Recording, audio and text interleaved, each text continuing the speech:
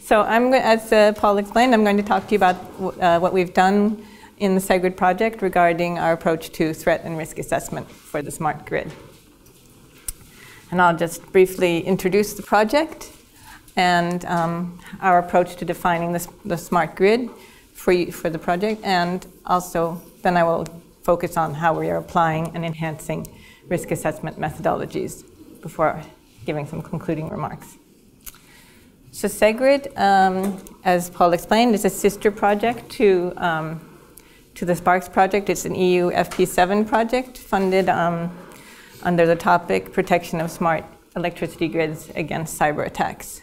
And it started a little bit after Sparks. So we started the 1st of October 2014. So we've been running for almost 2 years now. And the project will end in the end of September 2017. And the coordinator of the project is TNO, which is a research institute in the Netherlands.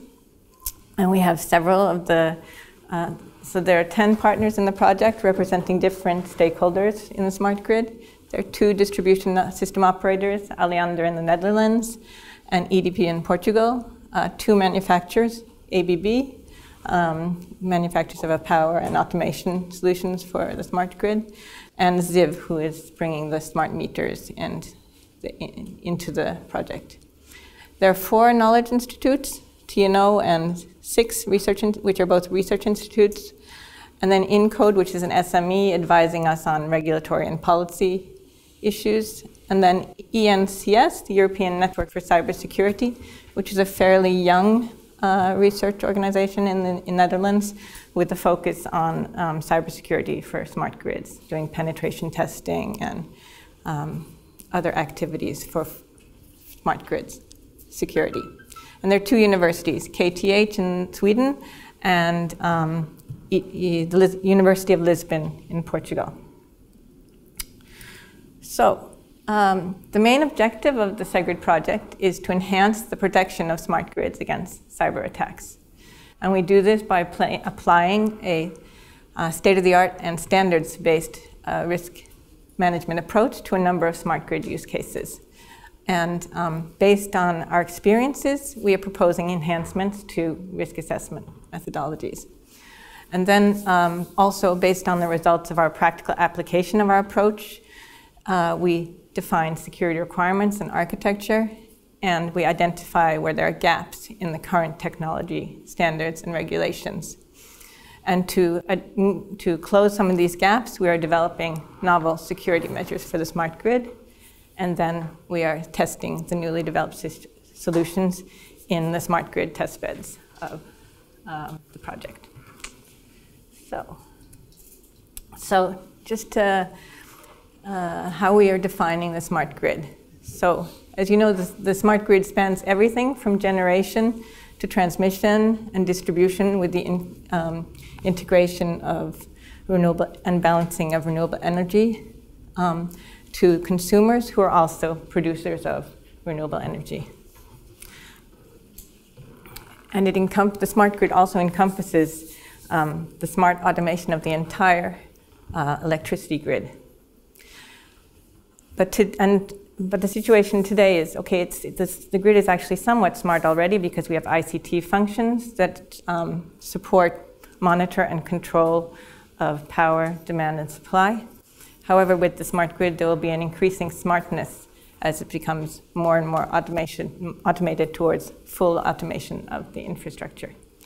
So the idea in the SEGRID project was then to look at this as you take the situation of today and gradually evolving to the smart energy grid of 2020. And so the work of the project is focused on 5 use cases representing different steps towards the future smart grid. So we have the smart metering use case, and then the use case of load balancing of renewable energies centrally, and then dynamic power management with shiftable and controllable loads in the home and integration of EV charging, and then towards load balancing of renewable energies regionally, and then so getting more and more complex to the state where you have full automatic reconfiguration of the grid in use case 5. And so the work focuses around these 5 use cases, And so we look first at the known threats with the risk assessments and the current state of security, and then we want to improve the methods for assessing the risks and also identify means to close the gaps in the future technologies. So for the functional architecture of the use cases, we have specified these using the SGAM. And the SGAM is the Smart Grid architectural model that was developed by the CEN, CENELEC, and ETSI Smart Grid Coordination Group in response to the EU mandate on number 490. And we've used it to model the 5 use cases and scenarios for each of the use cases. So during the presentation, I will use the use case 1, so the smart meter, which is used for both measuring the consumption of energy in the home, but also the production of energy using renewable home energy. And we've detailed this use case according to the SGAM interoperability layers here. And there are 4 stakeholders involved in this use case. We have the DSO, we have the energy supplier, the data hub, and the customer. And we've detailed 3 scenarios for this use case: the metering use case, and then remote power switching, where the utility can switch off the power remotely, and then outage management with last gasp, which allows the operator to gain more information about why an outage has occurred. The information is distributed from the meter.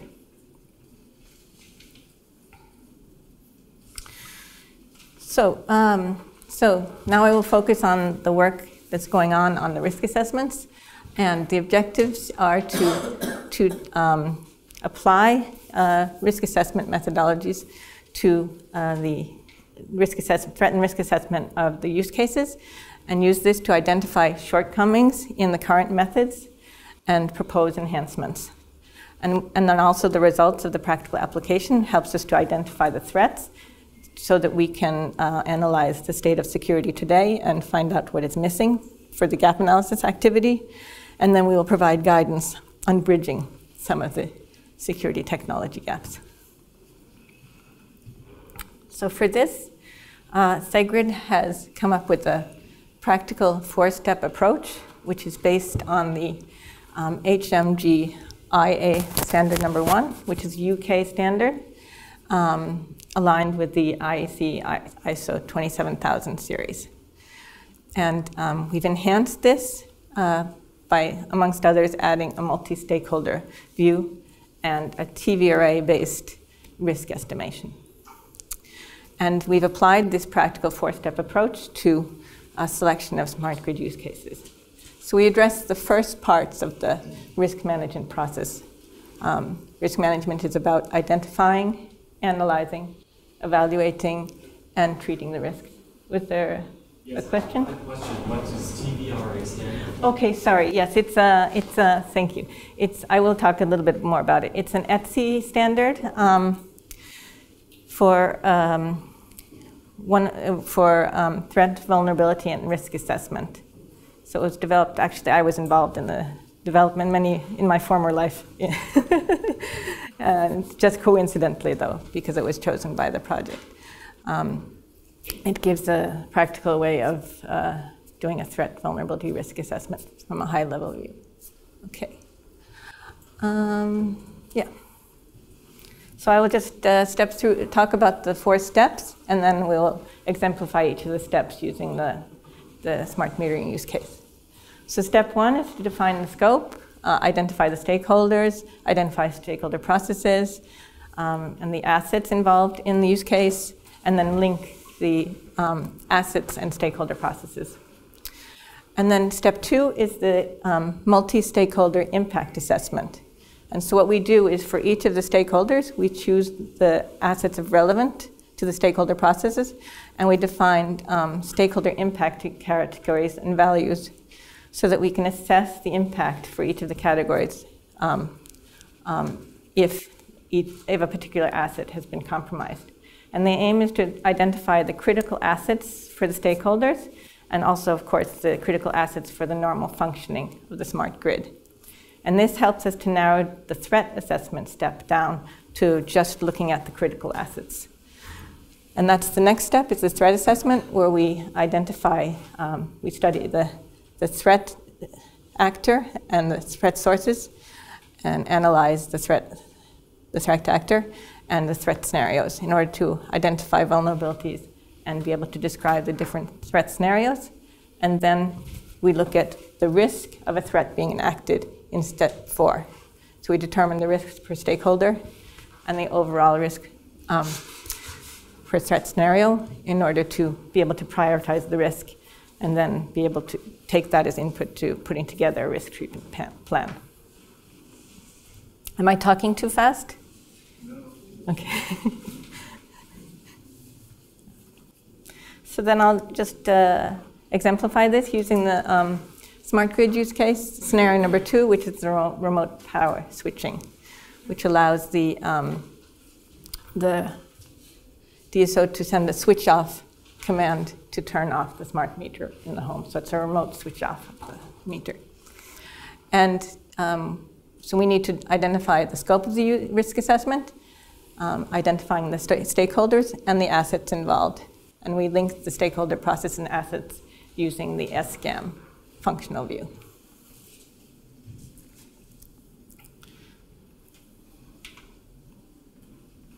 Okay, so this, so you can see, using the SCAM, we are able to model the system assets and the communication layer, as well as the information assets in the information layer, and link the assets to the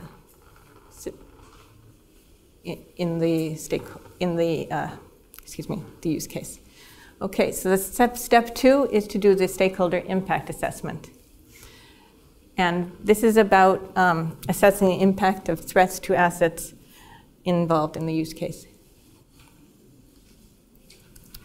So what we need to do there is to think about what kinds of threats have critical impact on stakeholder assets. And we can think about an example. Actually, now we have a real interesting example since we started working on the project with the Ukrainian outage. And it's an actual scenario where there were several DSOs involved. Actually, 3 DSOs were impacted, and they were impacted in different categories: in the operations, the reputation, and also the financial losses were incurred. So the DSOs were impacted, but also the customers, obviously, because they lost the supply, the power supply, for an extended period of time. And then you can imagine that there are also important societal functions that were impacted.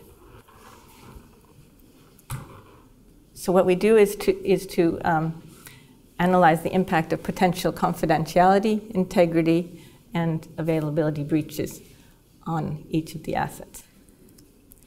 And so if we take the smart grid use case scenario for the remote power switching, we can take, okay, the switch data, that's the data that's used to switch off the meter. We can think about what would happen if somebody manipulates this switch data, and what would be the impact for each of the stakeholders of the integrity of the switch data being manipulated. So with respect to the reputation of the stakeholder, operations, and of course, more and more important, with the NIST directive as well as the privacy directive, the legal and regulatory compliance, and then safety issues and financial issues. So the results of the stakeholder impact assessment can be summarized in a table. So here you can see several of the stakeholders involved all across the top, and the different categories, impact categories we defined for each of the stakeholders. And then the assessment of the asset impact for information assets and system assets. And then to go forward from this, for the threat assessment step, we thought we needed to create a criteria for which assets are critical. And in the practical application of this method to the SEGRID use cases, we decided, okay, it's considered critical if the impact is of high or very high for at least 2 of the stakeholders. And so switch data fits that as being a critical asset, and that's brought forward into the threat assessment step. Okay, so what do we do in the threat assessment step? So here we need to take the assets and analyze how these can be attacked in the use case. What are the attack paths into the asset, and how can it be manipulated by the attacker? What kind of skills or does the attack need to mount the attack? So we identify the threat actors, and because we are based on the HMG, the IS1 standard, we analyze the threat actor with respect to the motivation. So how much he wants to carry out the attack, capability, which skills, knowledge, or equipment he possesses, and the window of opportunity to perform the attack.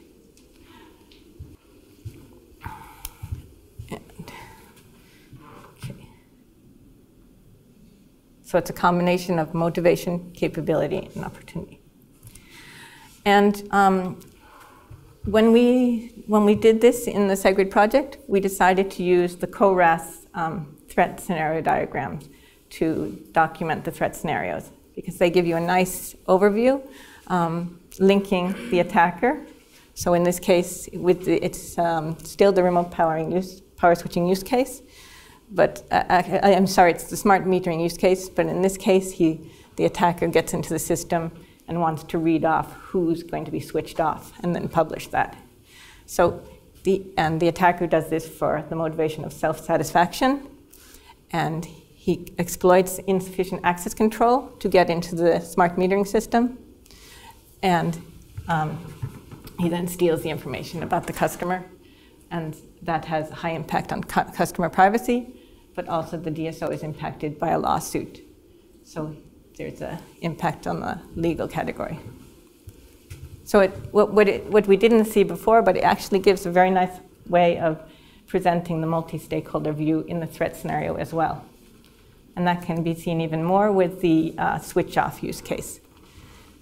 So if the hacker gets in and is able to send switch-off commands to very many of the customers, then there is an impact for all of the different stakeholders.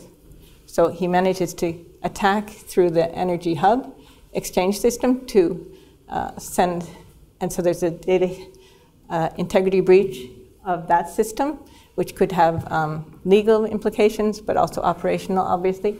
And then the energy supplier is impacted because if the customer's data meters are turned off, he's not able to supply the energy, so he's not making any money.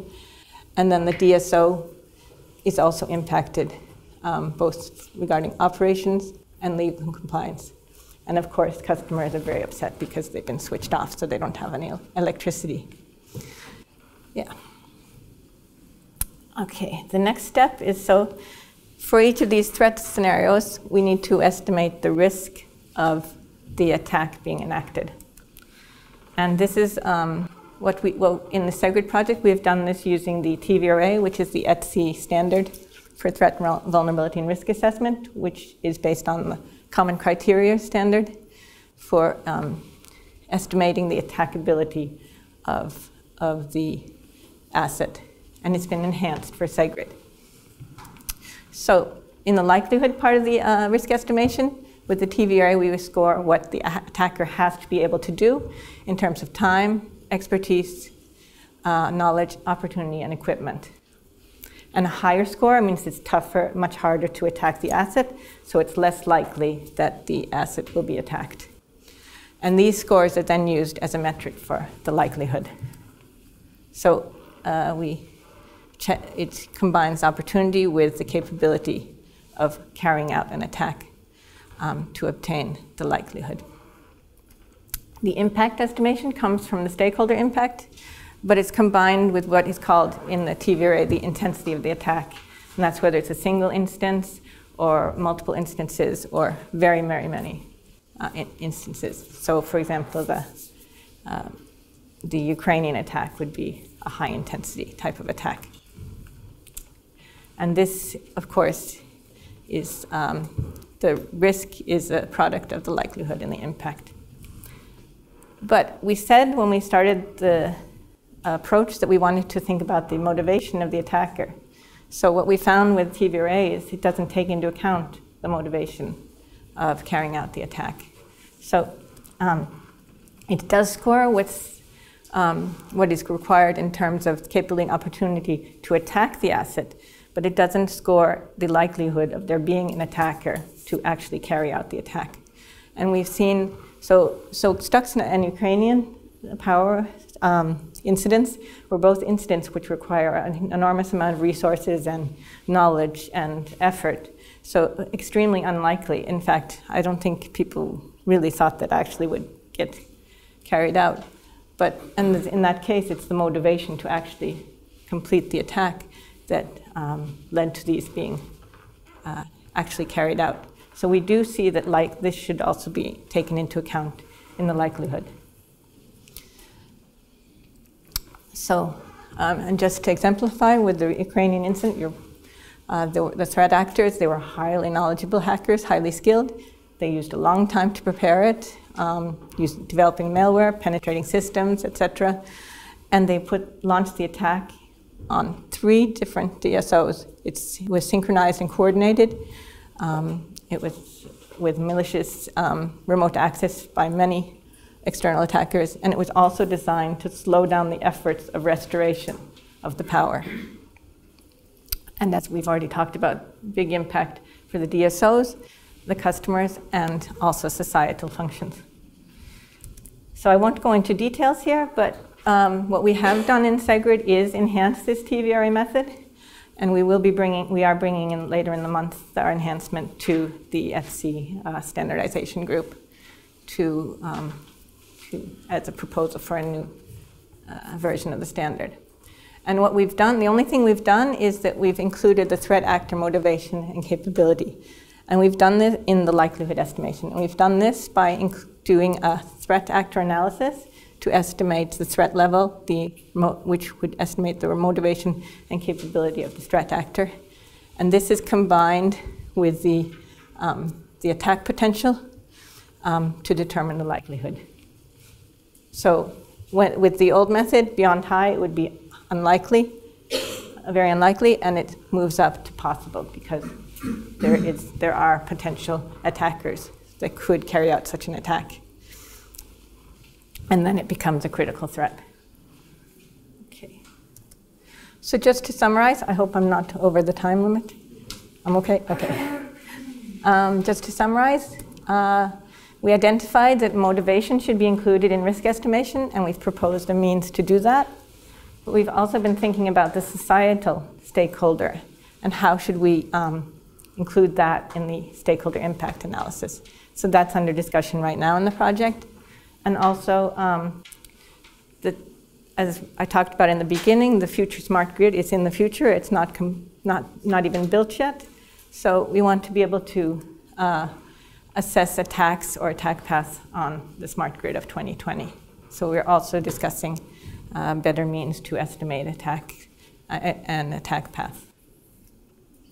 So the next steps, what we are doing now and onward in the project is we're looking at enhancements regarding the dependencies between the stakeholders. So when we did the impact assessment, the multi-stakeholder impact assessment, it was actually very slow going. And I think by looking at the dependencies between the stakeholders, it'll actually improve the means to do the stakeholder impact analysis. So, and we're also we are studying how to assess the attack paths for the Smart Grid 2020 and how to include the societal impact in the stakeholder impact analysis. And then the aim is to extend our 4-step approach for risk assessment to a full risk management methodology aligned with the standards, including risk treatment and establishing mitigation plans. So to conclude, innovation in cybersecurity is needed to stay ahead of the threats. We didn't manage to stay ahead of the threat in Ukraine, unfortunately, but we need that exemplifies the real need to be able to address cybersecurity in smart grids. It's an important area. And the SEGRID risk assessment approach builds on state-of-the-art risk assessment methodologies while providing guidance and enhancements for applying it to the smart grids. And we have applied this approach to the selected SEGRID use cases, demonstrating suitability for risk assessment across multi-stakeholders, and also identifying the need to include threat actor analysis in the risk estimation as part of the risk assessment methodology for smart grids. And we have enhanced the SEGRID approach for including the threat actor motivation and capability in the risk assessment step. And then I think you probably would agree in the SPARKS project that in the field of smart grid security, it's really important to have a good cooperation between academics, research institutes, utility providers, manufacturers, and regulators. Okay, so thank you very much. And are there any questions?